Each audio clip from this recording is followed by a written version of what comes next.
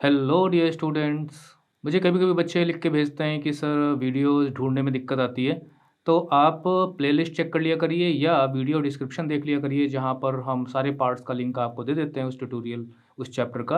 और नहीं तो गूगल में आप सर्च करते वक़्त या जब आप यूट्यूब एप्लीकेशन में होते हैं तो सर्च करते वक़्त आप चैप्टर का नाम लिख दीजिए और या टॉपिक का और अजीत-सा लिख दीजिए। तो अगर वो अवेलेबल होंगे तो आपको उनका लिंक सर्च रिज़ल्ट में मिल जाएगा। अब बढ़ते हैं इस चैप्टर में, इस टॉपिक को कवर करने के लिए birth of the Weimar Republic. आपने इस चैप्टर का जो फर्स्ट ट्यूटोरियल पार्ट है वो आपने ज़रूर देखा होगा, क्योंकि मैंने उसमें क्रोनोलॉजी ऑफ इवेंट्स आपको बताई हुई है, जिससे आपको हेल्प मिल सके कि हाँ, इस चैप्टर में हमें कैसे किस प्रकार से आगे बढ़ना है, इवेंट्स को समझना है। तो वहाँ मैंने आपको बताया था कि जो जर्मन एम्पायर है वो 1871 में फॉर्म हुआ था।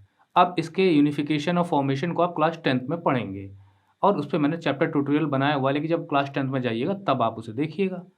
लेकिन वर्ल्ड वॉर फर्स्ट जो 1914 से और 1918 के बीच में होता है, तो उसमें जर्मनी की हार होती है और नवंबर में ही जो उस समय वहाँ का एम्परर होता है, क्योंकि जब लड़ाई में जर्मनी था तो वो इम्पीरियल जर्मनी था, मतलब एक राजतंत्र था, एक राजा वहाँ रूल करता था। और आपको याद आ रहा होगा, अगर आपने ट्यूटोरियल देखा होगा, कि जो कैज़र विलियम थे उन्होंने गद्दी छोड़ दी थी और अलाइड पावर्स भी चाहती थी और सेलर्स वर्कर्स का रिवोल्ट भी हुआ था।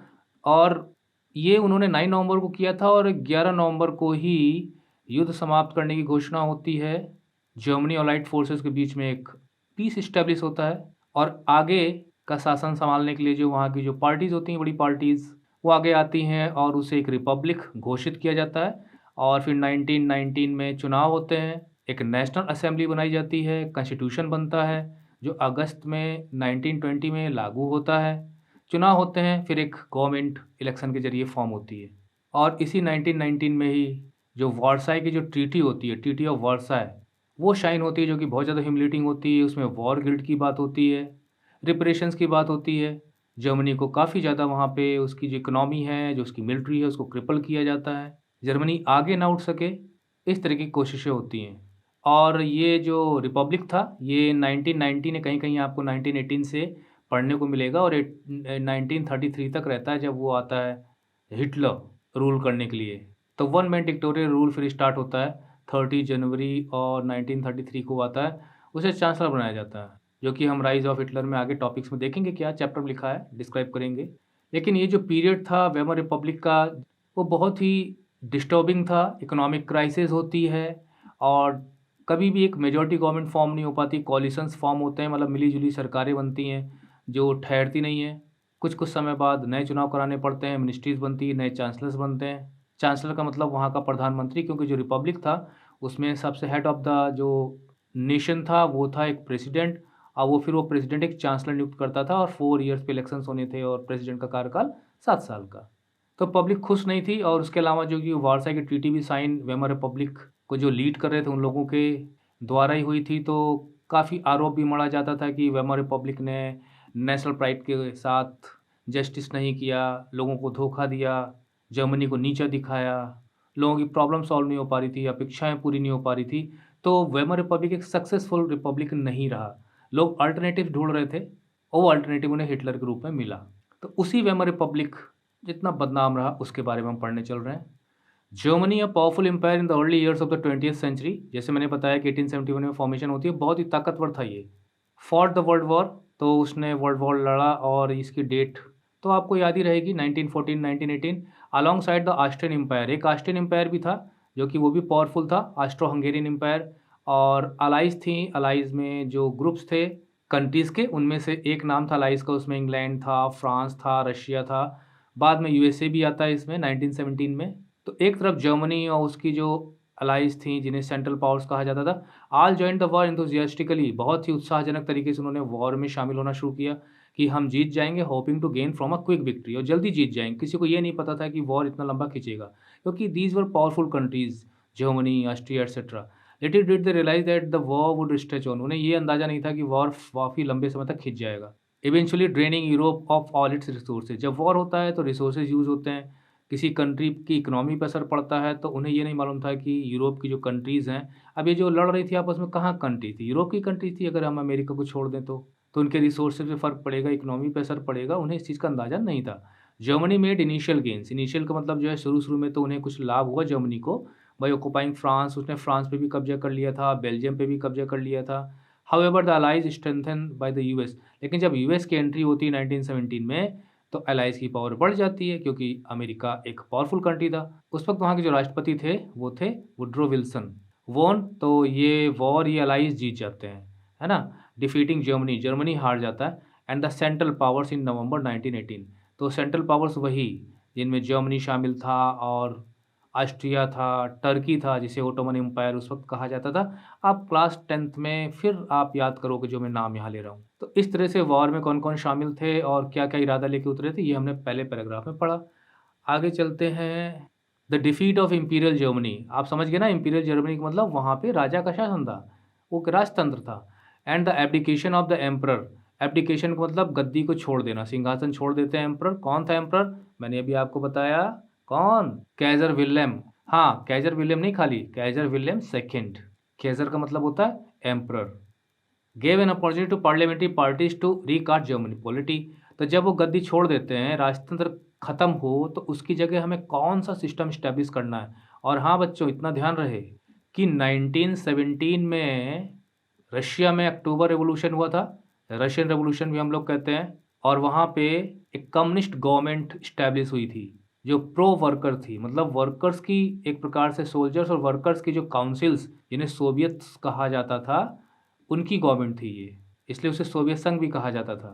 और जर्मनी में भी ये काफ़ी ज़्यादा एक्टिव थे, तो सोवियत स्टाइल में गवर्नमेंट बनाने वाले कम्युनिस्ट भी थे, नेशनलिस्ट भी थे, जो जर्मनी को जो ह्यूमिलिएशन झेलना पड़ा था वार्सा ट्रीटी की वजह से, तो वो लोग जर्मनी में एक नेशनलिस्टिक गवर्नमेंट इस्टेब्लिश कराना चाहते थे। तो बड़ा झगड़ेल वाला मामला था उस वक़्त, लेकिन वहाँ पे जो बड़ी पार्टियाँ थीं जैसे सोशल डेमोक्रेटिक पार्टी और जो कैथोलिक्स की पार्टी थी, सेंटर पार्टी कहा जाता था, कैथोलिक सेंटर पार्टी, तो उन लोगों ने क्या किया कि इसे रिपब्लिक घोषित किया।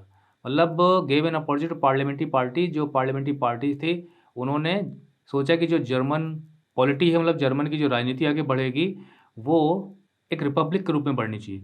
नेशनल असेंबली, एक राष्ट्रीय सभा, आपने फ्रेंच रेवोल्यूशन में भी पढ़ा होगा कि एक नेशनल असेंबली बनाई गई थी, तो वो वेमर में मिली। ये वर्लिम से दूर एक शहर है वेमर, तो वहाँ पर इनकी बैठक होती है। नेशनल असेंबली मतलब जो कॉन्स्टिट्यूशन बनाएगी, नया कॉन्स्टिट्यूशन बनाएगी। और हाँ, एक चीज़ और आपको पता होनी चाहिए कि जो राजा राज भी कर रहा था, तो वो एब्सोल्यूट मोनार्क नहीं था। मतलब एक कॉन्स्टिट्यूशन था, राजा को मानना पड़ता था, जो किंग था उसको, और वहाँ पे एक पार्लियामेंट थी जिसे रेस्टेक कहा जाता था। तो ऐसा नहीं कि वहाँ पे पार्लियामेंट नहीं थी, चुनाव होते थे पहले भी।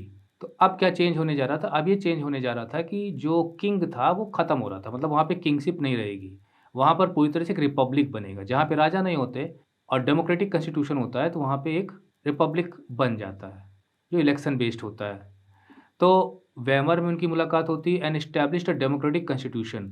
तो एक डेमोक्रेटिक कॉन्स्टिट्यूशन बनता है, डेमोक्रेटिक कॉन्स्टिट्यूशन, और फेडरल स्ट्रक्चर होता है, मतलब वहाँ पे डिवीज़न ऑफ पावर होती है, जो आप पॉलिटिकल साइंस में क्लास 10 में खासकर पढ़ेंगे कि जैसे इंडिया में है ना, एक फेडरल स्ट्रक्चर है, एक सरकार पूरे देश की होती है और अलग-अलग राज्यों में अलग-अलग सरकारें होती हैं। तो इस तरह के सिस्टम को फेडरल स्ट्रक्चर कहा जाता है, जहाँ पे 2 प्रकार की गवर्नमेंट्स कम से कम काम करती हैं, एक स्टेट लेवल पे, एक सेंट्रल लेवल पे।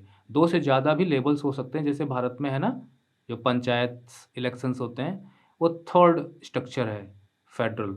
डिप्यूटीज़ were now elected through the German parliament और रिक्सटैग। याद रखिएगा, जर्मन पार्लियामेंट को क्या कहा जाता है, एमसीक्यू बन सकता है। फिर वो कॉन्स्टिट्यूशन के आधार पर चुनाव होते हैं। चुनाव यूनिवर्सल एडल्ट फ्रेंचाइज पे होते हैं, मतलब इक्वल यूनिवर्सल वोट्स पे आधारित, मेन वीमेन दोनों साथ वोट करते हैं, मतलब महिलाओं को भी अधिकार मिला था। और गवर्नमेंट चलाने के लिए जो जिनकी आवश्यकता थी डिप्यूटीज़ की, उनका इलेक्शन होता है। The Republic however was not received well bye its own people. जो मैंने आपको बताया कि जो रिपब्लिक था, मतलब उसे लोगों ने पूरे विश्वास के साथ स्वीकार नहीं किया। Not received well bye its own people. Own people का मतलब जर्मनी के लोग। लार्जली बिकॉज़, तो उसकी जो बड़ी वजहें थी उनमें से ये थी कि the terms it was forced to accept after Germany's defeat. जब जर्मनी की हार हो गई थी, तो जो टर्म्स, कंडीशंस जर्मनी को स्वीकार करनी पड़ी, आखिर उस समय की सरकार ही तो जर्मनी की तरफ से रिप्रेजेंट करेगी। तो इस वेमर रिपब्लिक को चलाने वाले लोगों के ऊपर ये आरोप लगाया गया, ब्लेम लगाया गया कि उन्होंने वो टर्म्स माने क्यों? जर्मनी के हार के बाद, world war first, the peace treaty, और उसके बाद एक ट्रीटी होती है जिसे वार्साई की संधि कहा जाता है, पीस ट्रीटी, ट्रीटी ऑफ वार्साई कहा जाता है, ट्रीटी ऑफ वर्सलीज भी कह सकते हैं। तो जो एलाइज के साथ होती है, मतलब एक तरफ अलाइज एक तरफ सेंट्रल पावर्स, वो बहुत ही हार्श थी और ह्यूमिलेटिंग थी, मतलब बेइज्जती करने वाली थी, अपमान करने वाली थी, अपमानजनक ट्रीटी थी। Germany lost its overseas colonies. और हाँ भाई, आपको इसके नोट्स जो है ना हमारी वेबसाइट पे मिल जाएंगे, और आप वीडियो डिस्क्रिप्शन उसके लिए देख सकते हैं स्टडी मटेरियल के लिए। और इस ट्यूटोरियल के लास्ट में मैं कोशिश करूंगा कि जो भी हमने पढ़ा उनके मेन पॉइंट्स आपको स्क्रीन पर मैं दिखा सकूं। तो देखिए, जो ओवरसीज़ कॉलोनी थी, मतलब जो ट्रीटी ऑफ वर्साई थी, जो जून 1919 में हुई थी, तो उस ट्रीटी की जो शर्तें थीं उनमें से यहाँ कुछ का जिक्र किया गया है। तो ओवरसीज़ कॉलोनी जो अफ्रीका में थी, जर्मनी के बाहर जहाँ जहाँ जर्मनी का कब्जा था वो वापस ले लिए गए।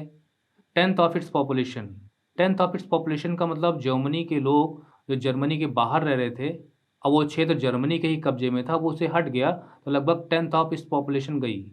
जैसे कि जो 13% ऑफ इट्स टेरिटरीज, ये टेरिटरीज जर्मनी के पास थी, जो उससे वापस ली गई और लीग ऑफ नेशंस को दे दी गई। लीग ऑफ नेशंस की स्थापना हुई थी वर्ल्ड वॉर फर्स्ट के बाद। अब लीग ऑफ नेशंस की जगह यूनाइटेड नेशंस है। 75% of its iron and 26% of its coal to France. तो उसमें ये शर्त लगाई गई थी कि जो जर्मनी है वो युद्ध के हार जाने के रूप में, मतलब युद्ध जो है वो जर्मनी की वजह से हुआ ऐसा कहा गया, तो उसको उसकी भरपाई भी करनी पड़ेगी जो नुकसान हुआ है जो अलाइड फोर्सेस को। तो जो उसका 75% प्रोडक्शन होगा आयरन का, और कोल का जो 26% प्रोडक्शन होगा, वो फ्रांस, पोलैंड, डेनमार्क, लिथुआनिया, इन सब को देगा। अब आप सोचिए कि कोई कंट्री अगर इतना प्रोडक्शन अपने देश में करके दूसरों को दे देगा तो वहाँ की इकोनॉमी पे कितना बुरा असर पड़ेगा। लेकिन ये उस वार्साई ट्रीटी में था। The allied powers demilitarise Germany to weaken its power. इसके अलावा जो अलाइड फोर्सेस थी उन्होंने जर्मनी को डीमिलिटराइज किया, उसकी मिलिट्री को एक प्रकार से कमज़ोर कर दिया। डीमिलिटराइज्ड, जो उसकी एयरफोर्स थी, जो उसके नेवल शिप्स थे, यहाँ तक कि मर्चेंट शिप्स पे भी कब्जा किया गया, और जो ट्रूप्स की संख्या थी उन्हें भी काफ़ी कम कर दिया गया, जो उनकी पैदल सेना थी जिसे कहा जाए। इसके अलावा जो वॉर गिल्ट, ये बहुत इंपॉर्टेंट है। वॉर गिल्ट का मतलब उसमें एक वॉर गिल्ट क्लॉज था। क्लॉज का मतलब जो शर्तें थीं, जो प्रावधान थे, जो प्रोविजंस थे, जो वार्साई की ट्रीटी में जो सेंटेंसेस यूज हुए थे उसमें से वॉर गिल्ट का भी था, यानी कि युद्ध का दोष जर्मनी के ऊपर है, जर्मनी को स्वीकार करना पड़ेगा। Germany should be made responsible for the war, world war first, it was because of Germany. तो ये वॉर गिल्ट क्लॉज था जो उसमें था। एक प्रकार से जर्मनी को युद्ध का पूरा जिम्मेदार ठहरा दिया गया। Had Germany responsible for the war and damages. तो अब चूंकि युद्ध इसकी वजह से हुआ है, तो इसलिए जो भी डैमेज हुआ था अलाइड फोर्सेस को, अलाइड कंट्रीज़ को, जिनको युद्ध लड़ना पड़ा जर्मनी से, वो लड़ना नहीं चाहते थे, जर्मनी की वजह से लड़ना पड़ा, तो पूरे का पूरा दोष इसके ऊपर, मतलब इसको दोषी करार दिया गया। जैसे एक व्यक्ति को दोषी करार दिया जाता है तो सज़ा मिलती है, तो जर्मनी को सज़ा दी जा रही थी। और यहाँ एक चीज़ और आपको देखनी है कि सज़ा कितनी बड़ी थी। It crippled military of Germany, it crippled economy of Germany. Germany was forced to pay compensation. तो अब भरपाई करनी थी। कंपेंसेशन का मतलब हो गया कि भाई युद्ध में जो नुकसान हुआ उसकी भरपाई करनी है, जो 6 बिलियन पाउंड तक था, देखिए बहुत बड़ी रकम होती है। The allied आर्मीज also occupied the resource rich Rhineland. तो अभी हम मैप में देखेंगे कि एक राइनलैंड का क्षेत्र बनता है, रिसोर्स रिच है, मतलब वहाँ पे मिनरल्स पाए जाते हैं। तो लगभग 1920s के काफ़ी समय तक उन्होंने उसको अपने पास रखा।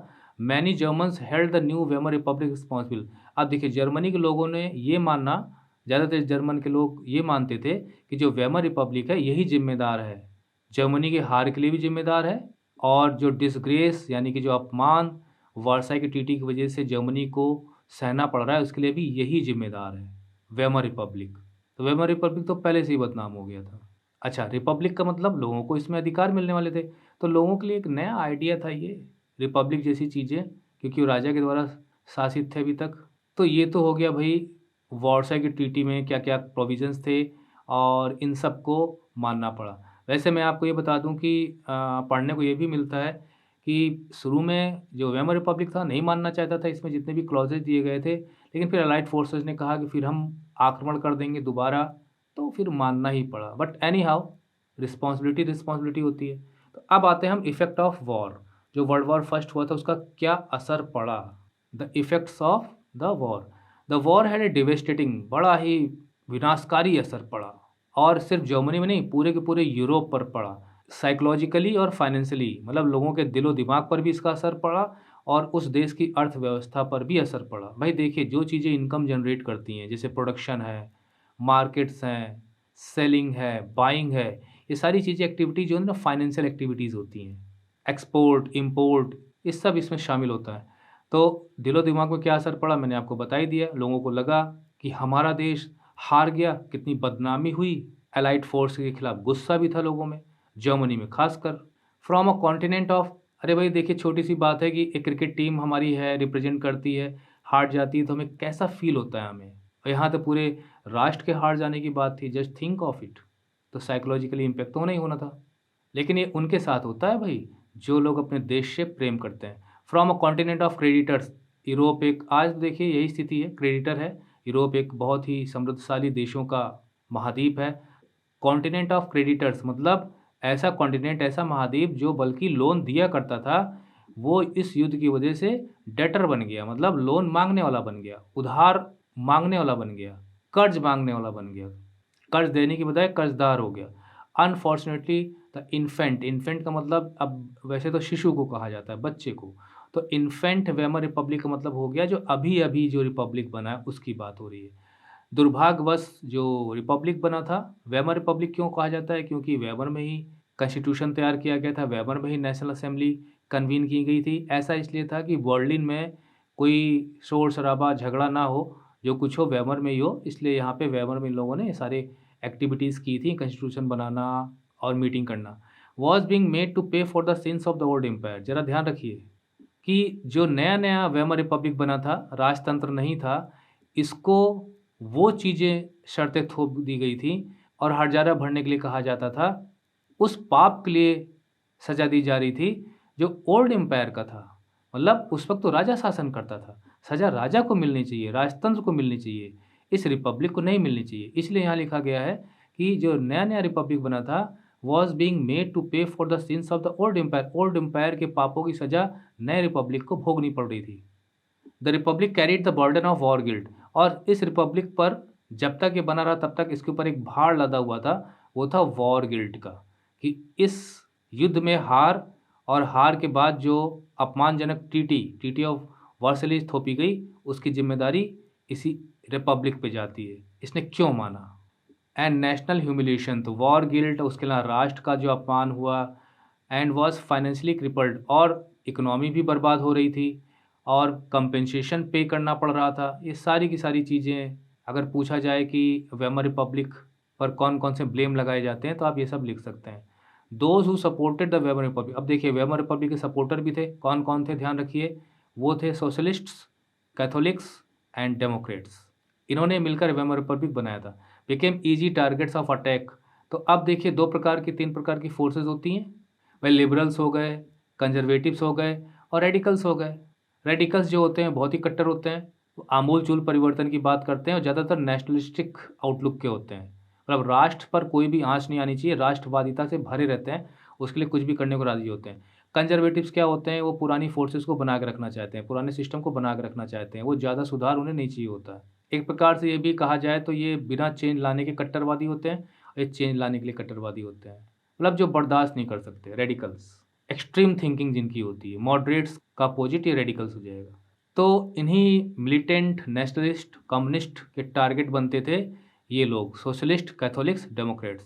तो ये टारगेट्स बनते थे कंज़र्वेटिव्स के और नेशनलिस्टिक सर्किल्स मतलब जो लोग नेशनलिस्ट आउटलुक के थे, उनके टारगेट्स बनते थे। जहाँ पर लोग बैठते थे, बातचीत करते थे, मतलब सर्किल्स, आपका फ्रेंड सर्किल नहीं होता, तो वो इनको टारगेट बनाते। They were mockingly called the November criminals. भाई याद रखिए नवंबर क्रिमिनल्स किनको कहा जाता था? Socialist, Catholics, Democrats who were the supporters of the Weimar Republic. Mockingly का मतलब मजाक उड़ाया जाता था उनका। दिस माइंडसेट, माइंडसेट का मतलब इस सोच के साथ had a major impact on the political developments of the early 1930s as we will soon see. तो जब लोगों के दिमागों में इस तरह की बातें थी, इस तरह का माइंडसेट था, तो इस माइंडसेट की वजह से ही आगे चल के 1930s में क्या-क्या होता है, डेवलपमेंट्स वो हम आगे चल के देखेंगे। बड़ा प्रभाव पड़ा क्योंकि जैसे जनता की सोच होती है ज़्यादातर जनता की, उसी प्रकार से राजनीति भी बनती है। अब आप अंदाज़ा लगा चुके होंगे, नहीं लगा चुके होंगे तो आपके अंदर आना चाहिए माइंड में कि अगर वो वेमर रिपब्लिक से नाखुश थे तो आखिर वो चाहते क्या थे? और उसी चाहत का नतीजा था Hitler. The first world war left a deep imprint on European society and polity. तो वर्ल्ड वॉर का जो यूरोपियन सोसाइटी थी उस पे असर पड़ा, मतलब वहाँ के लोगों के दिलो दिमाग पर असर पड़ा और वहाँ की राजनीति पर भी असर पड़ा, मतलब किस प्रकार की गवर्नमेंट कैसे चलनी है, इलेक्शंस में लोग कैसे बिहेव करेंगे, तो वहाँ की पॉलिटी पे भी असर पड़ा। Soldiers came to be placed above civilians. तो देखिए, युद्ध में जिताता कौन है? आपको सोल्जर्स। और अगर आप सोल्जर नहीं हैं तो आप सिविलियन पीपल हैं, आम जनता हैं। तो सोल्जर्स का दर्जा सिविलियन से ऊपर रखा गया, came to be placed above civilians. और ऐसा होता है हमारे देश में, हम अपने देश के सैनिकों को कितना सम्मान देते हैं, हम अपने से बढ़कर उनको सम्मान देते हैं। तो वही बात थी पॉलिटिशियंस एंड पब्लिसिस्ट्स। तो जो राजनीतिज्ञ थे, मतलब जो अपोजिट पार्टीज़ के लोग थे, अब पब्लिसिस्ट का मतलब जैसे प्रचार करना, एडवर्टाइजमेंट करना अखबार में, चर्चाओं में, तो वो publicist laid great strength on the need for men. तो इस तरह की बातें होने लगी कि इस प्रकार के आदमी होने चाहिए राष्ट्र के लिए, जो एग्रेसिव हो, मतलब बर्दाश्त ना करते हो, तुरंत लड़ने के लिए तैयार हो, स्ट्रांग हो, मतलब बलिष्ठ हो, और मैस्कुलिन हो, मतलब मर्दानगी हो उनके अंदर, पुरुषार्थ हो, मर्द लगने चाहिए। वैसे देखा जाए तो ये फीलिंग तो आप लोगों में भी होती होगी, है ना? जिम जाते हो, कसरत करते हो, मैस्कुलिन दिखने की कोशिश करते हो। तो ये हो गया कि भाई राष्ट्र के लिए इस तरह के लोगों की आवश्यकता है। The media glorified tense life. अच्छा, मीडिया में, अखबारों में जो चीज़ें लिखी जाती थी उसमें बड़ा महिमा मंडन किया जाता था, बढ़ा चढ़ाकर पेश किया जाता था, उसकी शान बघारी जाती थी ट्रेंच लाइफ की। देखिए, जो युद्ध होता है ना, तो युद्ध में लोग क्या करते हैं कि जैसे ये ज़मीन है मान लीजिए, है ना? तो इस ज़मीन में इधर पे मतलब समतल इलाका है, तो नीचे इसे खोद कर खंदक टाइप का बना के, जिससे कि वो छुप सकें और फिर वॉर कर सकें सिर ऊपर उठा के, तो ये है ट्रेंच। तो युद्ध की भूमि में सैनिक ट्रेंच में रहकर किस प्रकार से लड़ाई करते हैं, उन सबको ग्लोरीफाई किया गया कि कितनी कठिन परिस्थितियों में सैनिक लड़ते हैं। तो ट्रेंच लाइफ को ग्लोरीफाई किया गया मीडिया में। The truth however was that, लेकिन वास्तव में ट्रेंच लाइफ को ग्लोरीफाई तो यहाँ किया जा रहा था, लेकिन ट्रेंच लाइफ कैसी थी?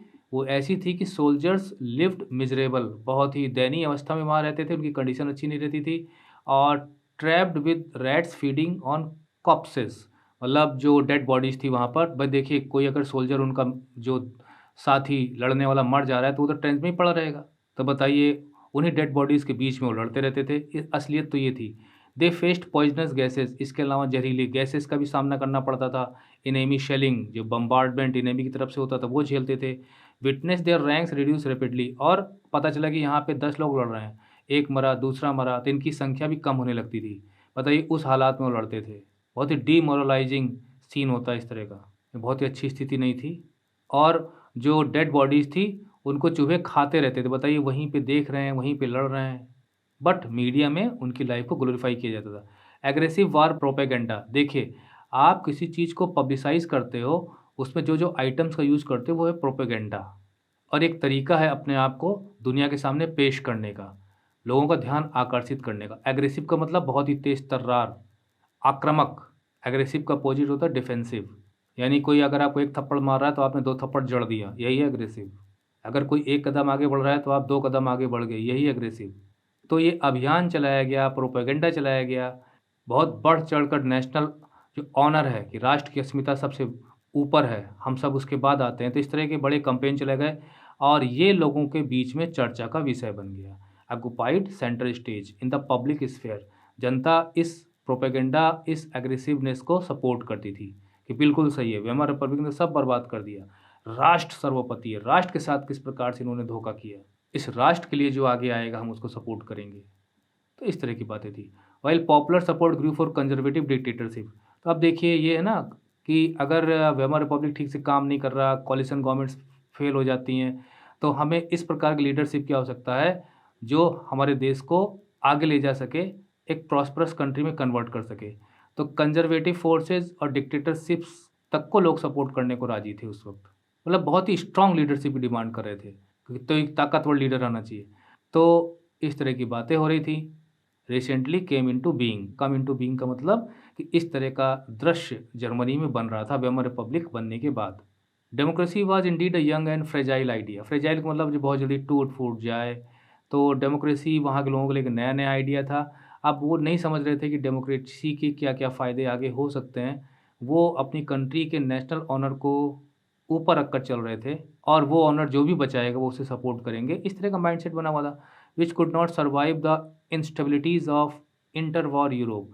तो यूरोप में युद्ध की वजह से जो हालत बने हुए थे, जो कंट्रीज़ आपस में एक दूसरे से भिड़ी हुई थी, तो उस स्थिति में जो इंस्टेबिलिटीज़ देखने को मिलती थी, अस्थिरता देखने को मिलती थी, स्टेबिलिटी नहीं देखने को मिलती थी, स्थायित्व नहीं देखने को मिलता था, स्थिति बदलती रहती थी, उससे लोग नाराज़ थे। तो इस तरह का जो पूरा का पूरा पैराग्राफ है, ये वहाँ के माइंडसेट को बताता है, यूरोपियन सोसाइटी के लोगों को। Political radicalism and economic crisis. Crisis का मतलब संकट हो गया, और इकोनॉमिक का मतलब आर्थिक, मतलब वहाँ की देश की जो अर्थव्यवस्था है, और पॉलिटिकल मतलब राजनीतिक, रेडिकलिज्म का मतलब उग्र सुधारों की मांग करने वाले, उग्र का मतलब एक्सट्रीम। जैसे मान लीजिए ये आप बैलेंस है, तो अब यहाँ पे बीच में, तो मान लेते हैं कि यहाँ पर और यहाँ पर एक बैलेंस बना हुआ है, तो इसका मतलब ये है कि हम इधर की भी सोच रहे हैं, इधर की भी सोच रहे हैं। लेकिन जो रेडिकल्स होते हैं वो 2 कदम आगे जाते हैं। वो किसी भी एक्सट्रीम फैसले को लेने के लिए तैयार रहते हैं, जिन्हें हम थोड़ा-सा कट्टर भी कह सकते हैं, जो कॉम्प्रोमाइज़ करने को तैयार ना हो। तो जर्मनी में एक नेशनलिस्टिक गवर्नमेंट फॉर्म होनी चाहिए, चाहे वो कोई एक व्यक्ति डिक्टेटर बन के ही क्यों ना रूल करे। दूसरा, जो कम्युनिस्ट थे, वो भी कॉम्प्रोमाइज़ करने को तैयार नहीं थे, वो वहाँ पे रिवॉल्यूशन के ज़रिए एक सोवियत स्टाइल में गवर्नमेंट फॉर्म करना चाहते थे। यही है उग्रवाद जो उस वक़्त फैल रहा था। रिवॉल्यूशंस, अपराइज़िंग्स, मतलब रिवॉल्यूशंस, अपराइज़िंग्स किसके खिलाफ? सरकार के खिलाफ। ये जो वेमर रिपब्लिक था इसके खिलाफ।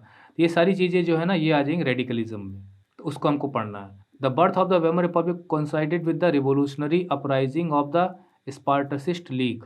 तो जो वेमर रिपब्लिक था, कोइंसाइड का मतलब होता है कि कोई घटना घट रही है उसके साथ कोई एक और घटना घट जाए तो उसे कोइंसिडेंस कहा जाएगा। तो वेमर रिपब्लिक बना और देश में शासन चला रहा था, तो उसी के साथ-साथ जो रिवॉल्यूशनरी एलिमेंट्स थे, वो भी अपना काम चला रहे थे, अपनी ताकत दिखा रहे थे। अपराइजिंग का मतलब होता है जब आप किसी के खिलाफ उठ खड़े होते हो, तो वो अपराइजिंग हो गई। अब यहाँ पे वेमर रिपब्लिक के खिलाफ जो प्रदर्शन हो रहे थे, जो रिवॉल्यूशंस हो रहे थे, सरकार को गिराने की जो कोशिशें हो रही थी, फ़ोर्स के ज़रिए, वही हैं अपराइजिंग्स। और यहाँ पे आया है स्पार्टसिस्ट लीग। तो देखिए ये कम्युनिस्ट समर्थक थे, जिन्हें स्पार्टसिस्ट लीग, लीग मतलब जो उनका ग्रुप था उसे स्पार्टसिस्ट लीग कहा गया है। ये लोग जो 1917 में जो क्रांति हुई थी रशिया में, रशियन रेवोल्यूशन, उससे प्रेरित थे, और वहाँ पे चूँकि सोवियत स्टाइल में सोवियत्स की गवर्नमेंट फॉर्म हुई थी, तो वो यहाँ पे चाहते थे कि उसी प्रकार से बोल्शेविक रेवोल्यूशन जो रशिया में हुआ था, उस स्टाइल से यहाँ पे गवर्नमेंट फॉर्म होनी चाहिए। Soviets of workers and sellers were established. तो देखिए, सोवियत के बारे में आपने पढ़ा होगा कि सोवियत्स क्या थी? काउंसिल होती थी। आप कह सकते हो ग्रुप होते थे जिसमें वर्कर्स शामिल थे। तो एक सोवियत तो बनती नहीं है, छोटी-मोटी बहुत सी सोवियत्स बनती हैं। इन सारी सोवियत्स को ही मिलाकर रशिया में गवर्नमेंट फॉर्म हुई थी। तो Soviets of workers and sellers were established. इसके पहले एक मैप छूट गया, उसे हम देख लेते हैं। देखिए ये मैप है, और इसमें देखिए ये लिखा है कि Germany after the Versailles treaty.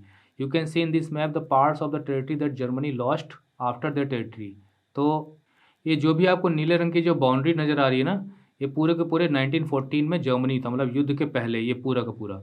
अब देखिए इसमें से ये पार्ट राइनलैंड का है, जहाँ पे रूर वैली भी है, जो कि कोल रिच है, इंडस्ट्रियल रीजन है, और ये जर्मनी से एक प्रकार से डीमिलिटराइजेशन ज़ोन का इलाका था। इसके अलावा ये जो आप देख लें लॉरेन है, अल्सेस है, ये ये जर्मनी से ले लिए गए। तो यहाँ पे जो जर्मन पॉपुलेशन रहती थी ना, वो जर्मनी के यहाँ से निकल गई, तो वही है जो वहाँ पे 10th ऑफ पॉपुलेशन लिखा था। और टेरिटरी से ली गई, तो ये 13% इलाका हो गया। ये लॉरेन और ये जो एल्सेस है ना, ये आप क्लास 10th में पढ़ोगे, ढंग से पढ़ोगे तब, नहीं तो फिर कोई मतलब ही नहीं है। तो आप पढ़ोगे किस प्रकार से, जब जर्मनी का यूनिफ़िकेशन होता है तो फ्रांस से ले लिए जाते हैं। ये पहले फ्रांस का हिस्सा थे लॉरेन और एल्सेस। ये देखिए ये हिस्सा ले लिया जाता है, और इसमें से कुछ हिस्सा लीग ऑफ नेशंस के पास था, जैसे ये है और ये है। तो 13% territory and 10% population of Germany was gone due to the treaty of Versailles. ये जो आप देख रहे हैं नॉर्थ स्लेस्विक, ये भी जर्मन एम्पायर के यूनिफिकेशन के दौरान इस पे कब्जा कर लिया गया था। और ये जो इधर वाला क्षेत्र आप देख रहे हैं, ये ऑस्ट्रो हंगेरियन क्षेत्र है। और ये जो दूसरी जो नीचे फिगर दी गई है, बहुत भीड़ है यहाँ पे इकट्ठा, ज़रा देखें यहाँ पे। This is a rally organised by the radical group. अब रेडिकल ग्रुप वही उग्रवादी लोग, तो ये स्पार्टासिस्ट लीग के, मतलब बड़ा समर्थन था स्पार्टासिस्ट लीग का, क्योंकि 1917 के रेवोल्यूशन के बाद millions of workers supported communist setup in the winter of 1918-1919 में ही, मतलब कमाल करना इन्होंने शुरू कर दिया था तब युद्ध चल रहा था तभी से। The streets of Berlin were taken over by the people, political demonstrations became common. तो इस प्रकार से इतना बड़ा भयंकर विरोध वेमर रिपब्लिक को झेलना पड़ रहा था, बट एनी हाउ उनको कुचल दिया गया था। तो हम लोग कहाँ पढ़ रहे थे? इस्टेब्लिश्ड इन मैनी सिटीज़, तो कई शहरों में सोवियत वर्कर्स की इस्टेब्लिश हो गई। The political atmosphere in Berlin were charge with demand for Soviet style governance. Berlin तो भाई बहुत बड़ा शहर है, वहाँ की राजधानी भी है, तो वहाँ पर प्रदर्शन होते थे बहुत ज़्यादा, और वहाँ पे सोवियत स्टाइल गवर्नेंस की मांग हुई कि वैसे रशिया में रेवोल्यूशन सफल हुआ, हम भी सफल होंगे और यहाँ पे सोवियत की गवर्नमेंट बनेगी। दोज अपोज टू दिस, और जो इसका विरोध करते थे, कौन कौन लोग विरोध करते थे भाई? वही ना, सोशलिस्ट हैं, डेमोक्रेट्स हैं, कैथोलिक्स हैं। मेट इन वेमर, तो ये लोग वेमर में मिले और फिर उन्होंने डेमोक्रेटिक रिपब्लिक को शेप देने की कोशिश की। ये हम ऑलरेडी पढ़ चुके हैं। कैसे शेप देंगे? कॉन्स्टिट्यूशन के हिसाब से। The Weimar Republic crushed the uprising, तो उन्होंने जो है जो उपद्रव मचा रखा था पास्टर्सिस्ट लीग ने, उसको कुचल दिया। उनके 2 बड़े नेता थे, उनको मार दिया था पकड़ने के बाद। हेल्प ऑफ, और इसमें मदद की थी, ध्यान रहे, एक फोर्स है जिसे कहा जाता है फ्री कोर। इसमें वॉर वेटरन्स थे, मतलब कि जो युद्ध में पहले पार्टिसिपेट कर चुके थे, वो लोग शामिल थे इसमें। And they new war tactics. The anguished Spartacist later founded the Communist Party of Germany, तो बाद में गुस्सा होके, मतलब नाराज होके और रंज में जो स्पार्टसिस्ट थे, उन्होंने कम्युनिस्ट पार्टी ऑफ जर्मनी की स्थापना की, क्योंकि ये कम्युनिस्ट समर्थक थे, मार्क्सवादी थे। Communist and socialist henceforth became irreconcilable enemies. जरा ध्यान रखिए, जो सोशलिस्ट फोर्सेस थीं वो वेमर रिपब्लिक का समर्थन कर रही थी, कम्युनिस्ट फोर्सेस विरोध कर रहे थे। ये दोनों के दोनों आपस में बड़े विरोधी इनेमी थे, और इरिकॉन्सिलेबल का मतलब जिन्हें मनाया ना जा सके। तो भाई ये कभी आपस में साथ नहीं आए, and could not make common cause against Hitler. इसलिए जब हिटलर आगे बढ़ा तो ये दोनों मिलकर हिटलर का विरोध नहीं कर पाए, और हिटलर आगे बढ़ता जा, आपस में लड़ रहे थे ना ये लोग। Both revolutionaries and militant nationalist, देखिए रिवोल्यूशनरीज हो गए जो क्रांतिकारी थे, मिलिटेंट वो हो गए जो फोर्स का, आर्म्स का सहारा लेके गोली वोली चला के अपनी ताकत का प्रदर्शन करते थे। लेकिन इनका जो मिलिटेंट नेशनलिस्ट का मतलब ये है कि ये राष्ट्रवादी थे। जैसे हमारे यहाँ जो क्रांतिकारी थे, भगत सिंह हो या चंद्रशेखर आज़ाद हो, तो उस तरह के नेशनलिस्ट थे, लेकिन वो अपनी कंट्री को फ्री करने के लिए लड़ रहे थे। तो that is why they were freedom fighters.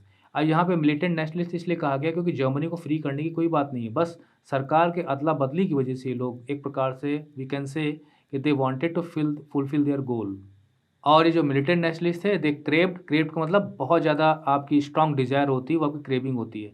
ये रेडिकल सॉल्यूशंस चाहते थे कि भाई हम लोग जो है अपने राष्ट्र को आगे ले जाने के लिए हमें बड़ी उग्र नीतियाँ अपनानी पड़ेंगी, बड़ी एक्सट्रीम पॉलिसीज़ बनानी पड़ेंगी, स्ट्रॉन्ग पॉलिसीज़ बनानी पड़ेंगी, कड़े निर्णय लेने पड़ेंगे।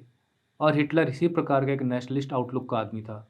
तो ये तो हो गया भाई। अब आते हैं political radicalisation was only heightened by the economic crisis.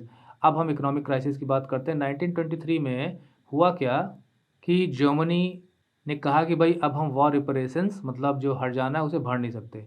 दरअसल इस इकोनॉमिक क्राइसिस ने इस रेडिकलाइजेशन को और बढ़ा दिया। That is why it is written here only heightened, क्योंकि इससे पब्लिक परेशान हुई। जब पब्लिक परेशान हुई तो वो वेमर रिपब्लिक के खिलाफ चली गई, और इसके खिलाफत करने वाले और इसको अपोज करने वाले लोगों के सपोर्ट में चली गई। Germany had fought the war largely on loan. देखिए जर्मनी ने लोन्स पे अधिकतर वॉर लड़ा हुआ था, और वॉर रिपरेशंस पे करने पड़ रहे थे, जिसे कहते हैं कि जो वॉर डैमेजेस थे उसकी भरपाई के लिए जो पैसा देना पड़ता था वो गोल्ड में देना पड़ता था। रिपरेशंस मतलब युद्ध के हर्जाना। जर्मनी को ठहराया गया था ना कि तुम्हारी वजह से युद्ध हुआ है, तो युद्ध में जो भी बर्बादी हमारी हुई है, फ्रांस की, बेल्जियम की, एटसेट्रा, तो उन्हें पैसा देना चाहिए, तो गोल्ड में पे करना पड़ता था। दिस डिप्लीट मतलब कम होते चले जाना। तो इस प्रकार से जो सोना का भंडार था जर्मनी में वो कम होता चला गया। एट ए टाइम रिसोर्सेज व स्केर्स, और इसके अलावा जर्मनी में जो रिसोर्सेज थे, मतलब जिनसे प्रोडक्शन प्रोसेस कैरी ऑन की जाती, वो वैसे ही कम हो रहे थे, गोल्ड भी ख़त्म हो रहा था। तो भाई रिपरेशंस कहाँ दिया जा सके? इन 1923 जर्मन रिफ्यूज, तो जर्मनी ने कहा भाई हम तो नहीं पे कर पाएंगे, रिफ्यूज टू पे इन 1923। And the French occupied it's leading industrial area. तो भाई फ्रांस की फोर्सेज, इसके अलावा और भी कुछ देशों की फोर्सेज घुस गई, जो उनका जो इंडस्ट्रियल एरिया था, जिसे कहा जाता था रूर वैली, कोल रिच एरिया, कि अब हम वहाँ पे वहाँ के प्रोडक्शन पे कब्जा कर लेंगे। टू क्लेम देयर कोल, क्योंकि देखिए कोल की सप्लाई थी कि भाई 1919 में जो संधि ट्रीटी ऑफ वर्साई साइन की गई थी, तो अगले 10 साल तक, यानी लगभग 1929 तक कोल की सप्लाई फ्रांस को, बेल्जियम एटसेट्रा को करनी है। तो उन्होंने कहा भाई तुम नहीं पे कर पाओगे तो लाओ हम खुद ही चलते हैं, हम खुद ही माइनिंग कर लेंगे कोल की। Germany retaliated with passive resistance and printed paper currency. अब देखिए भाई कोई भी देश होता है तो वहाँ पे करेंसी तो चलती है। अब वो करेंसी पेपर करेंसी का मतलब ये हो गया ना, जैसे नोट, जो सिक्के हैं उनकी बात नहीं हो रही, नोटों की बात हो रही है।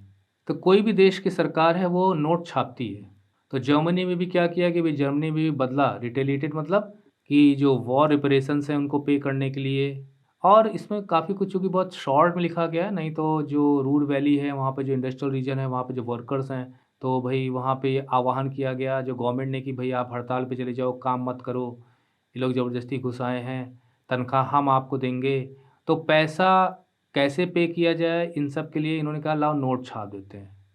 पैसिव रेजिस्टेंस का मतलब जब फ्रांस की फ़ोर्सेज़ अंदर घुसी तो इन लोगों ने अपनी फ़ोर्सेज़, इनकी फ़ोर्सेज़ बहुत कम थी, उन्हें एक्टिव नहीं किया, बल्कि इन्होंने करेंसी नोट छापने शुरू कर दिए कि लो कितना पैसा चाहिए हम पे कर देंगे। और रेकलेसली मतलब बड़ी लापरवाही से, क्योंकि भाई पेपर नोट जो आप रेकलेसली छापोगे तो उसका इकोनॉमी पे असर पड़ता है। और क्या असर पड़ता है आगे देखिएगा। With too much printed money in circulation the value of the mark fail. तो जैसे हमारे यहाँ रुपी है उसी प्रकार से जर्मनी में जो वहाँ की करेंसी उसे मार्क कहा जाता है, तो उसकी वैल्यू गिरने लगी। In April the US dollar was equal to 24,000। देखिए अप्रैल में 1 मार्क $24,000 के बराबर था। जुलाई में $3,53,000 के बराबर हो गया। मतलब कैन यू इमेजिन इतना बड़ा डिवैल्यूएशन। और अगस्त में $46,21,000 के बराबर हो गया। और आगे आने वाले समय में 9,88,60,000। मतलब अगर 1 मार्क जो है, सॉरी $1 जो है वो लगभग इतने के बराबर। और उसके बाद दिसंबर और आगे आते-आते ये ट्रिलियंस में पहुंच गया, खरबों में पहुंच गया। इसे तो पढ़ के ही मुझे चक्कर आ रहा है, क्योंकि मान लीजिए कोई चीज़ $1 में भी हमारे यहाँ जो रेट है वो ये है कि $1 का लगभग 78 रुपीज़, जैसे घटता बढ़ता रहता है इसके हिसाब से ये है। मतलब अगर $1 कोई आपको देगा तो 78 रुपये के बराबर होगा। कोई चीज़ $1 में मिल रही है तो 78 रुपीज़ आप दे दोगे तो वो चीज़ आपको मिल जाएगी। अब बताइए यहाँ पे $1 लगभग मान लेते हैं कि यहाँ पे 1 खरब डॉलर के मार्क के बराबर है। तो इसका मतलब कोई चीज़ $1 में मिल रही है, उसको खरीदने के लिए आपको खरबों मार्क लेके आने पड़ेंगे। आपको लगता है लोड करके लाना पड़ेगा गाड़ी में, तब आपको $1 मिलेगा। और ये पेपर करेंसी ज़्यादा छापने की वजह से ऐसा हुआ था। As the value of the mark collect, जैसे जो मार्क की वैल्यू गिरने लगी, prices of goods sold, sold माने काफ़ी बढ़ जाना। तो जो कीमतें थीं प्राइस ऑफ गुड्स सोल्ड काफ़ी बढ़ गई। The image of Germans carrying cart loads of currency notes, तो इस तरह की इमेजेस देखने को मिली कि लोग भर भर कर गाड़ी में कार्ट लोड में करेंसी नोट्स लेके जा रहे हैं और बदले में सिर्फ ब्रेड का एक टुकड़ा उनको मिलता है। मतलब इतनी ज़्यादा वैल्यू गिर गई कि गाड़ी में नोट भर के लेके जाओ और सिर्फ एक लॉप ऑफ ब्रेड आप खरीद पाओ। वाज वाइडली पब्लिसाइज्ड, पब्लिसाइज्ड का मतलब देखिए ना, मीडिया में काफ़ी ज़्यादा दिखाना, शो करना, इसी को पब्लिसिटी कहते हैं। इवोकिंग का मतलब एक प्रकार से जो वर्ल्ड वाइड दुनिया भर में बड़ी सिंपैथी जागी कि देखो जर्मनी के लोगों की कितनी हालत है, वहाँ पे फूड स्टफ्स की सप्लाई की कमी है, लोगों के पास पैसा नहीं है। This crisis came to be known as hyperinflation. देखिए हाइपर इन्फ्लेशन की स्थिति इसी को कहते हैं जब प्राइजेस फिनोमिनली मतलब आश्चर्य तरीके से बहुत तेज़ी से काफ़ी ज़्यादा बढ़ जाएँ तो उसे कहते हैं हाइपर इन्फ्लेशन। देखिए नॉर्मल और कॉमन का अपोजिट है फिनोमिनल। जिसे आप कहते हो वाओ, वाटा, लेकिन यहाँ पे नेगेटिव सेंस में जा रहा है। ऐसा क्यों हुआ मैं अभी आपको बताऊँगा इन्फ्लेशन। अच्छा, अंत में फिर जो अमेरिका फिर मदद के लिए आया और फिर एक डाविश प्लान बनाया जाता है। Eventually the Americans intervened, Americans लोग दखल देते हैं बीच में और bailed Germany out of the crisis. देखिए बेल का मतलब क्या होता है, जमानत, पर यहाँ पे जमानत नहीं है। जर्मनी को इस संकट की घड़ी से बाहर निकालने के लिए अमेरिका ने पहल की और डावेस प्लान वो लेके आया। चार्ल्स डावेस का ये ड्राफ्ट किया गया प्लान था, उन्हें बाद में नोबेल प्राइज़ भी मिला। और इसमें जो वॉर रिपेरेशंस थे जो पे करना पड़ता था तो उसको ईज़ किया गया और लोन देना भी शुरू किया जर्मनी को, which rework the terms of reparation. Rework का मतलब ये होता है कि जो भी वारसाई की ट्रीटी में जो रिपरेशन से रिलेटेड क्लॉजेज वगैरह थे तो उनमें मॉडिफिकेशन किया गया और जर्मन्स के ऊपर जो फाइनेंशियल बर्डन था उसे कम किया गया। अमेरिका ने इसमें बहुत मदद की।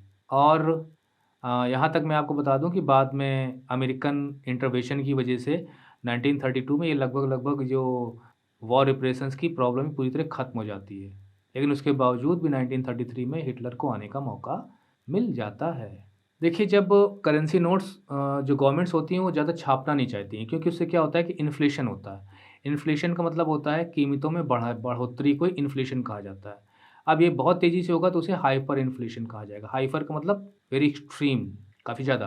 तो मान लीजिए कि कोई चीज़ ₹100 में बिक रही है और आपकी इनकम 500 है, तो आप ₹100 की चीज़ को 5 टाइम्स खरीद सकते हो। मान लीजिए कोई चीज़ ₹100 प्रति केजी है, तो आप 5 केजी उसका खरीद लोगे। अब मान लीजिए गवर्नमेंट ने कोशिश, और आपकी तनख्वाह लगभग ₹10,000 महीना है, ठीक है? अब गवर्नमेंट ने कहा कि हम अपने यहाँ के लोगों की तनख्वाह बढ़ाना चाहते हैं, और उन्होंने पेपर करेंसी छापना शुरू कर दिया और आपकी तनख्वाह कर दी उन्होंने 50,000। देखिए, करेंसी नोट छाप-छाप के, क्योंकि करेंसी नोट्स तो छाप सकती है ना गवर्नमेंट, मशीनें होती हैं उनके पास अधिकार होता है इस चीज़ का। तो अब जब आपकी इनकम बढ़ गई, और आपकी क्यों इनकम बढ़ेगी? हर उस व्यक्ति की बढ़ जाएगी जिसकी 10,000 थी 50,000 हो जाएगी, जिसकी 20,000 थी उसकी 1,00,000 हो जाएगी। गवर्नमेंट इस तरह से उसने इनकम बढ़ा दी, तो अब क्या असर होगा अब आप देखिए। अब आप मार्केट में आओगे और आप कहोगे भाई 5 नहीं, मुझे 10 किलो चाहिए, क्योंकि आपकी क्षमता बढ़ चुकी है। तो जब लोगों के पास पैसा ज़्यादा आ जाता है तो डिमांड बढ़ जाती है। अच्छा, सप्लाई तो अचानक बढ़ नहीं सकती, तो खरीदार ज़्यादा हो जाते हैं, क्योंकि मान लीजिए 10,000 से 50,000 हो गई, मतलब 5 टाइम्स। तो जिस व्यक्ति की तनख्वाह 1,000 थी, है ना? वो मेरे ख़्याल से ₹100 प्रति किलो की चीज़ को खरीद भी नहीं सकता होगा। तो 5 टाइम्स का मतलब उसकी तनख्वाह 5,000 प्रति महीना हो गई। तो अब वो भी आए, कहिए भैया 1 किलो मुझे भी चाहिए। तो खरीदार ज़्यादा हो जाएँगे, तो निश्चित है कि इसका दाम ऑटोमेटिकली बढ़ जाएगा। और ये सिर्फ़ ये जो करेंसी नोट ज़्यादा छापने की वज़ह से होती है, ये बैलेंस गड़बड़ हो जाएगा। और अगर ये स्थिति बहुत विकट हो गई, क्योंकि जब आप पेपर करेंसी नोट छापते जाओगे और वो मार्केट में लोगों के पास आएगी वो करेंसी, लोगों के पास खूब सारा पैसा हो जाएगा, तो वो बाज़ारों में चीज़ों को खरीदने पहुँचेंगे।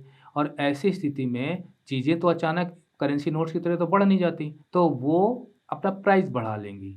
यानी जिस चीज़ को खरीदने के लिए 5 लोग थे, उसी चीज़ को खरीदने के लिए 500 लोग आ जाएँगे, तो वो व्यक्ति क्या करेगा, उस आइटम का दाम बढ़ा देगा।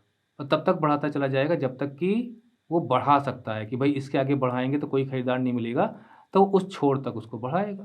तो यही वजह है कि करेंसी नोट्स नहीं छापे जाते हैं, पुरानी करेंसी से ही काम चलाया जाता है, नहीं इन्फ्लेशन बढ़ जाता है। The years of depression. अब उसके बाद, अब जैसे 1923 में जो है अमेरिका आता है डाविस प्लान लेके, तो 1924 से लेके आगे स्थिति सुधरती है, इकोनॉमिक प्रॉस्पेरिटी आती है, स्थिरता आती है, नॉर्मल हो जाती हैं कंडीशंस, गोल्डन डेज़ वो होते हैं एक प्रकार से। लेकिन फिर ईयर ऑफ डिप्रेशन। डिप्रेशन का मतलब होता है, देखिए एक प्रकार से ये हो गया उठना, ये हो गया धँसना, ये डिप्रेशन। तो जब इकोनॉमी बैठने लगती है, बैठती इकोनॉमी कब है? जब डिमांड और सप्लाई में अंतर आ जाता है, उसे मैं भी आपको समझाऊँगा। तो ईयर्स ऑफ डिप्रेशन जो लगभग 1929 से 1935 तक थे। तो the years between 1924 and 1928 saw some stability, तो कुछ स्टेबिलिटी तो भई इन 1924 से 1928 में कुछ स्टेबिलिटी देखने को मिली। Yet this was built on sand का मतलब रेत का घर, ठोकर मारा तुरंत हट गए। तो इस प्रकार से जो डाविस प्लान के तहत जो सहायता मिल रही थी वो ज़्यादा दिनों तक नहीं रही।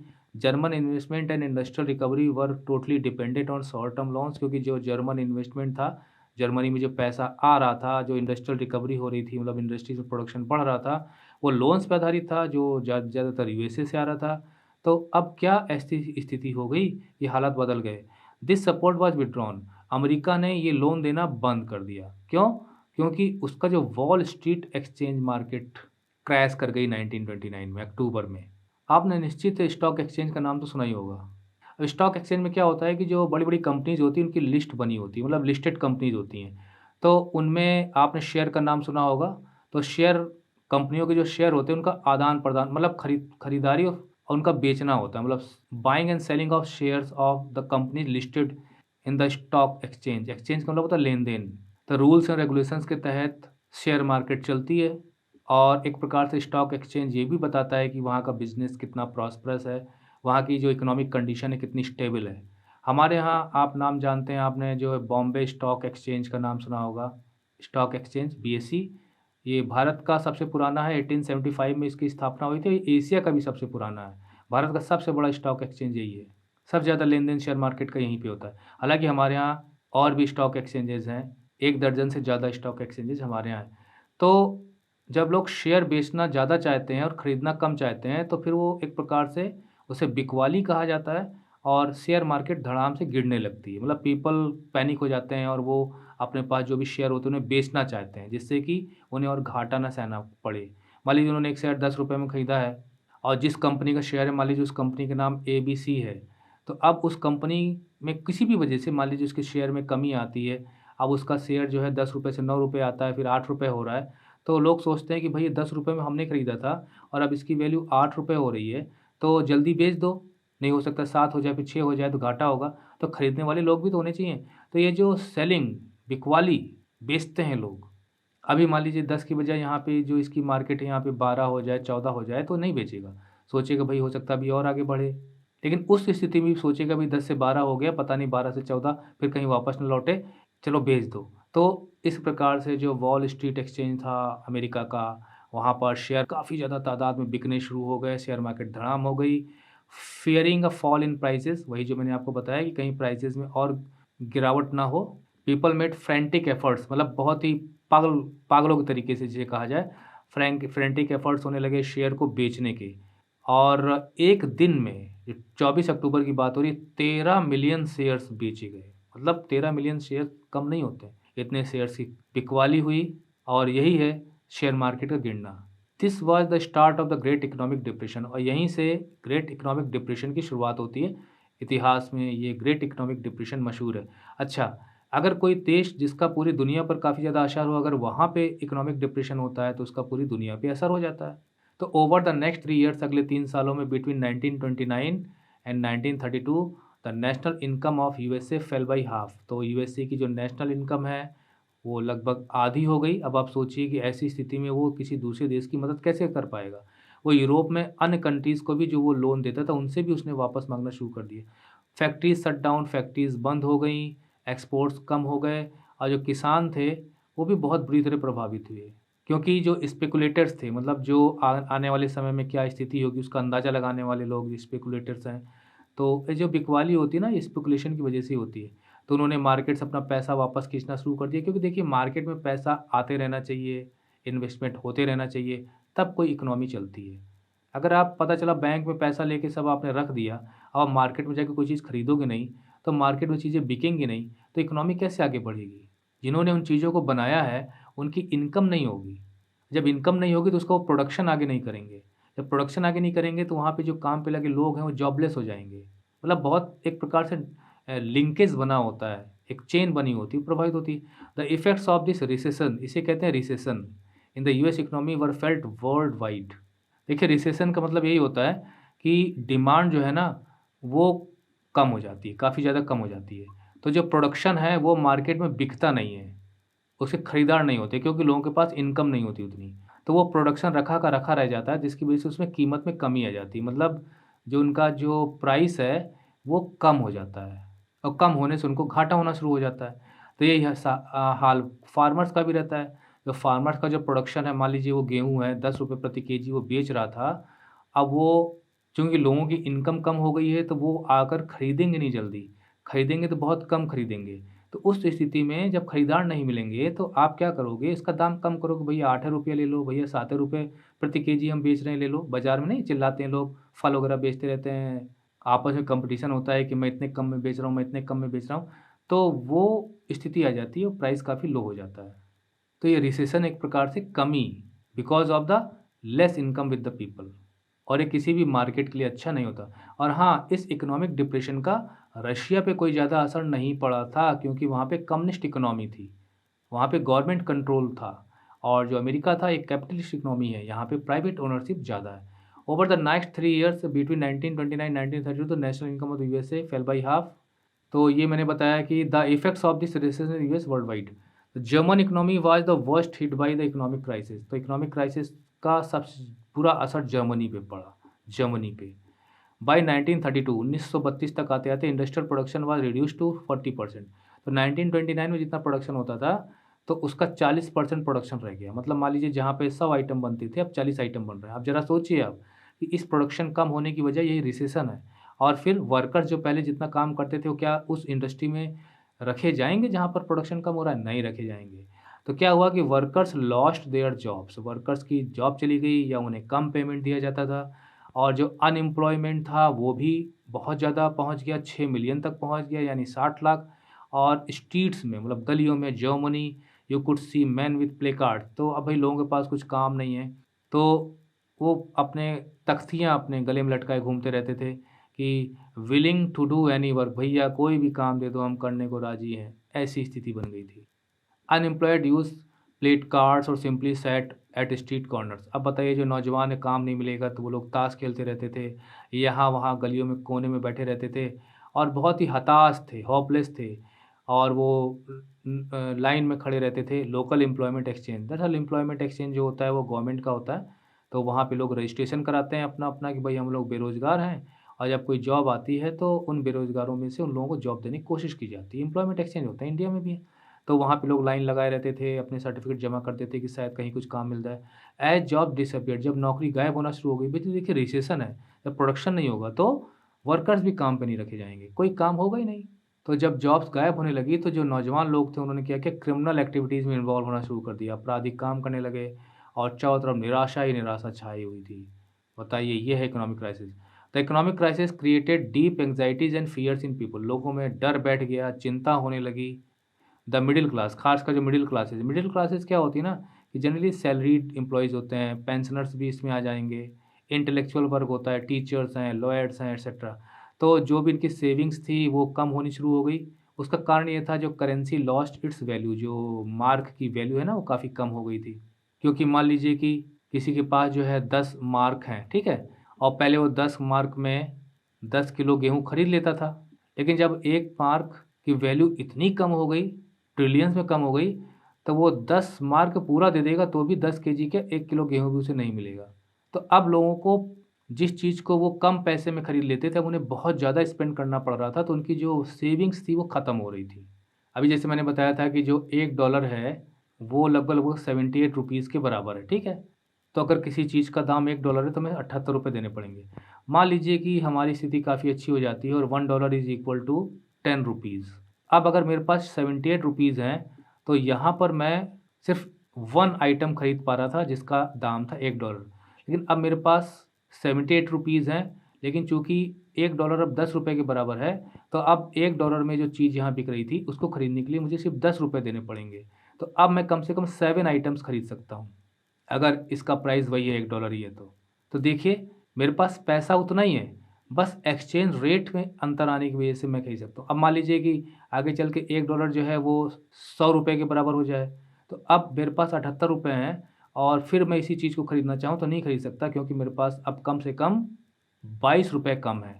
क्योंकि अब $1 की जो चीज़ है उसे खरीदने के लिए मुझे ₹100 देने पड़ेंगे और मेरे पास ₹78 है। तो this is the exchange value of currencies. और डॉलर बहुत इंपॉर्टेंट करेंसी है पूरी दुनिया की। तो इसलिए डॉलर से और किसी देश की करेंसी का एक्सचेंज रेट बहुत मैटर करता है। तो इसी वजह से जो जर्मनी की जो करेंसी है उसकी वैल्यू काफ़ी ज़्यादा डॉलर के मुकाबले कम हो गई थी, तो उनकी सेविंग्स कम होती नज़र आ रही थी। स्मॉल बिज़नेसमैन जो थे, वो भी जो सेल्फ एम्प्लॉयड थे, वो भी रिटेलर्स जो खुदरा व्यापारी थे, मतलब आप जाते हो ना, आपके आस-पास जो दुकानें होती हैं, सामान खरीदते हो, चॉकलेट खरीदते हो, किराना की दुकान से सामान खरीदते हो, वो सब रिटेलर्स हैं। तो हुआ क्या कि इन सब का बिज़नेस प्रभावित हो गया। बिज़नेस बर्बाद होने लगा। These sections of society were filled with the fear of proletarianization. तो ये जो मिडल क्लास थी ना, जो सैलरीड और पेंशनर्स और बिज़नेस पीपल, इनके अंदर एक डर बैठ गया। देखिए प्रोलेटेरिएट से बना है प्रोलेटारियनाइज़ेशन, यानी वर्कर्स। तो उनके अंदर ये होने लगा कि हमारी स्थिति कहीं ऐसा ना हो कि हम वर्कर्स की तरह हो जाएँ। And anxiety of being reduced to the ranks of working class, यानी जो फैक्ट्री में काम-वाम करते थे, तो उनकी जैसी हमारी स्थिति ना हो जाए और वर्स स्टिल हो, कहीं उनसे बुरी और स्थिति ना हो जाए। और हम बेरोज़गार ना हो जाएँ, कम से कम वो काम तो कर रहे हैं।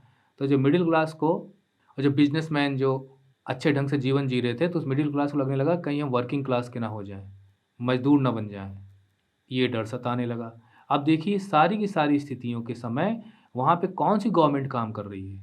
वहाँ पे एक रिपब्लिकन गवर्नमेंट है और स्थितियाँ सही नहीं हैं। तो लोग क्या चाहेंगे? इसको बदलना चाहेंगे और यहाँ पे एक स्ट्रॉन्ग लीडरशिप चाहेंगे जो ऐसा सपना दिखा सके कि हम जर्मनी को ये बना देंगे, वो बना देंगे, दुनिया का सबसे ताकतवर मुल्क बना देंगे। जो कोई व्यक्ति इस तरह के सपने दिखाएगा लोग उसको सपोर्ट कर देंगे, हिटलर ने यही किया। यहाँ देखें क्या दिया गया है, देखिए मैं बीच-बीच में छोड़ दे रहा हूँ। ये देखिए आप कि किस प्रकार से ना भर-भर के baskets and carts being loaded at bank in Berlin. Berlin में बैंक में भर भर के करेंसी, पेपर करेंसी जमा की जा रही 1923 में। The German mark had little value that vast amounts had to be used even for small payments. क्या समझे आप? यानी कि अगर छोटी मोटी रकम भी चुकानी पड़े डॉलर में तो भर भर के जर्मन मार्क ले जाने पड़ते थे। और यहाँ पे दिखाया गया है कि अनएम्प्लॉयमेंट की क्या स्थिति थी। Homeless man queuing up for night shelter. एक रात के ठहरने के लिए 1923 में लोगों ने लाइन लगाई हुई, कहीं हमें ठहरने की जगह मिल जाए। और ये देखिए यहाँ पर किस तरह से बेचारे सो रहे हैं।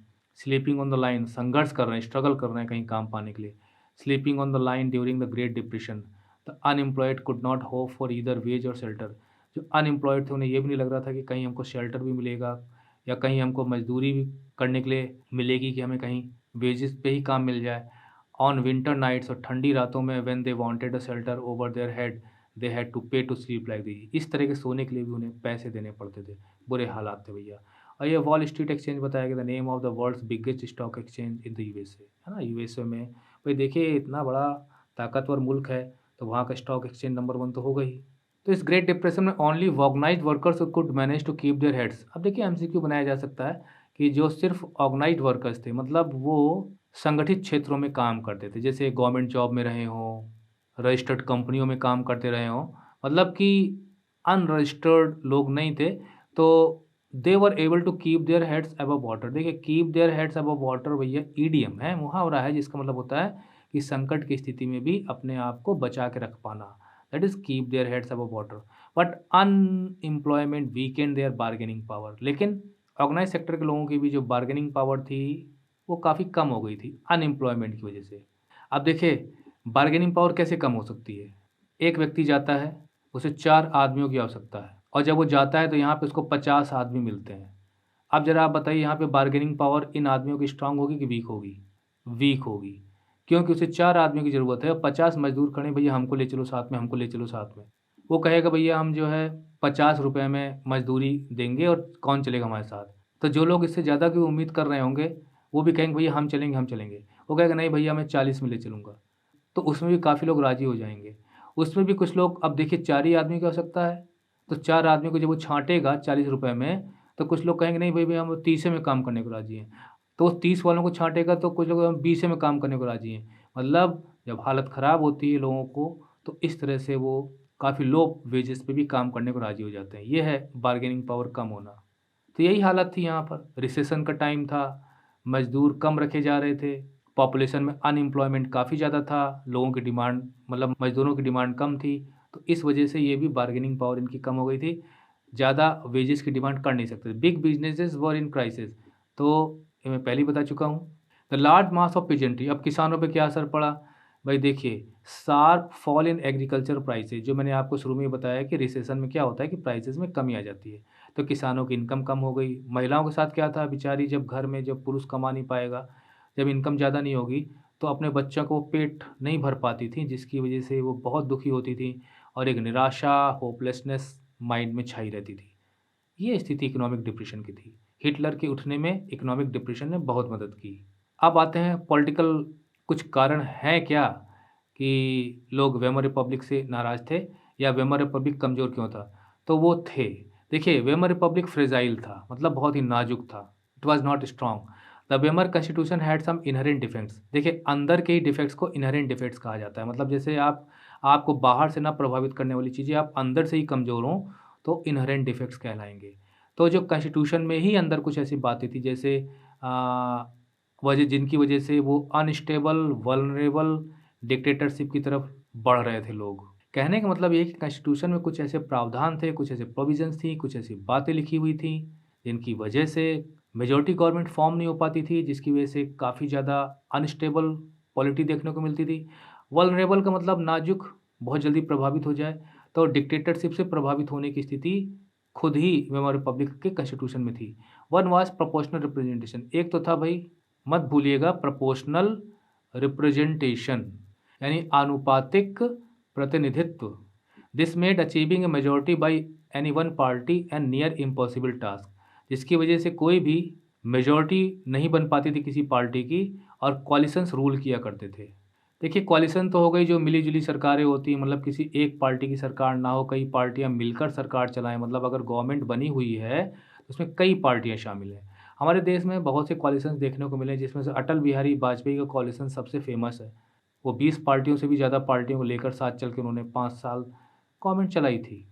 अच्छा, प्रोपोर्शनल रिप्रेजेंटेशन क्या होता है शॉर्ट में मैं आपको बता देता हूँ कि जैसे इंडिया में जो चुनाव होते हैं, तो मान लीजिए कि भई एक सीट है और उस सीट पे 10 लोग खड़े हैं, तो उसमें से जिसको सबसे ज़्यादा वोट मिलते हैं, वोट तो सबको मिलते हैं भाई, कोई इसको वोट देता है, कोई इसको वोट देता है, मतलब एक व्यक्ति एक वोट दे के चला आता है।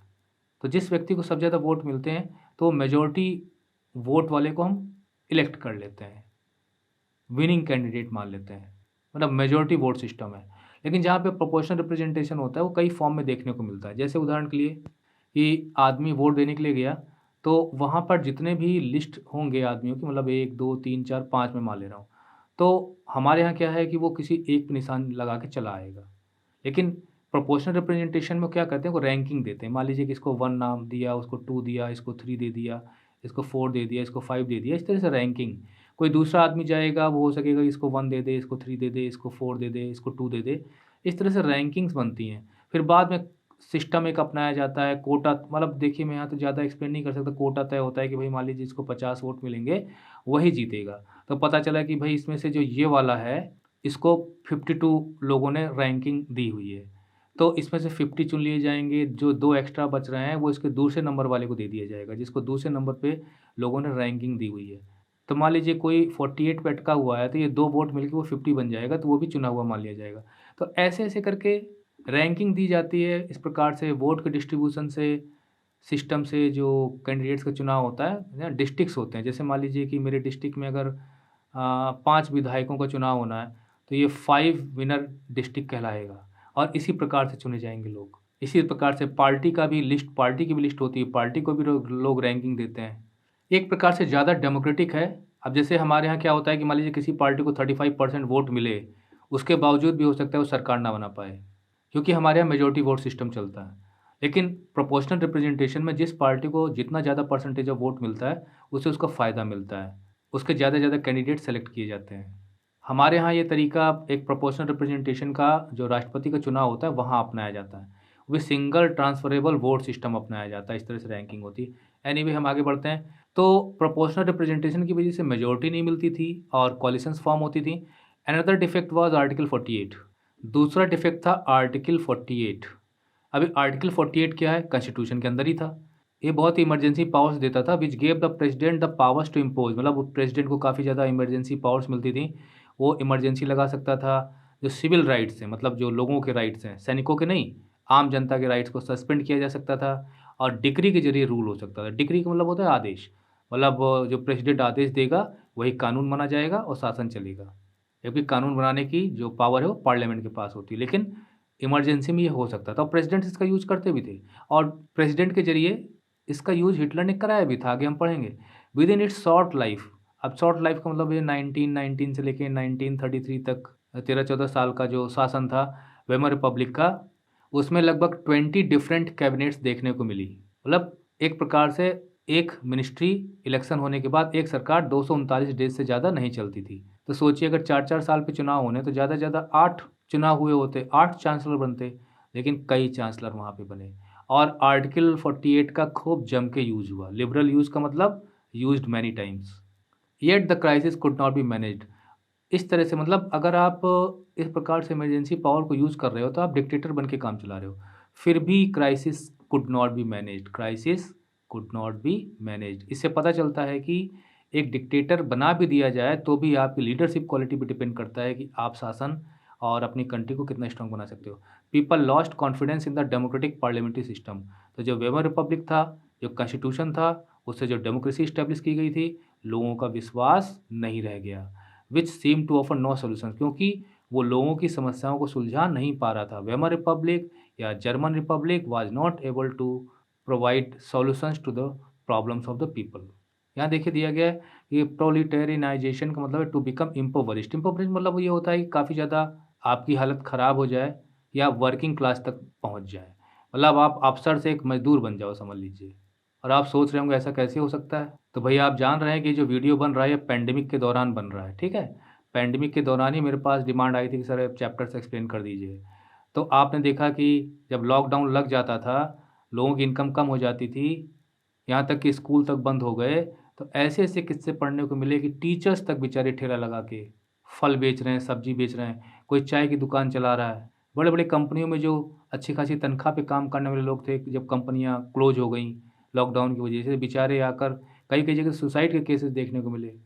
तो इस तरह से आपकी पुअर कंडीशन यहाँ पे, और पुअर से पुअर काफ़ी ज़्यादा, दैट इज़ कॉल्ड इम्पोवरिश्ड। आपको कमज़ोर करना, इम्पोवरिश करना है। आगे क्या दिया गया? आगे तो कुछ दिया नहीं गया है, ठीक है? तो ये ट्यूटोरियल तो यहीं ख़त्म होता है। मैंने अपने हिसाब से इसको एक्सप्लेन कर दिया।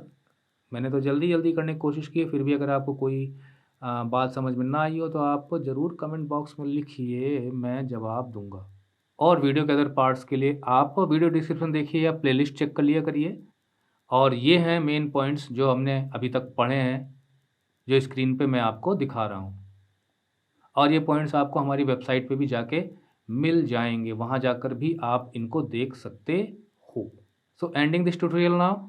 Thank you for watching the video tutorial. Keep watching, keep learning.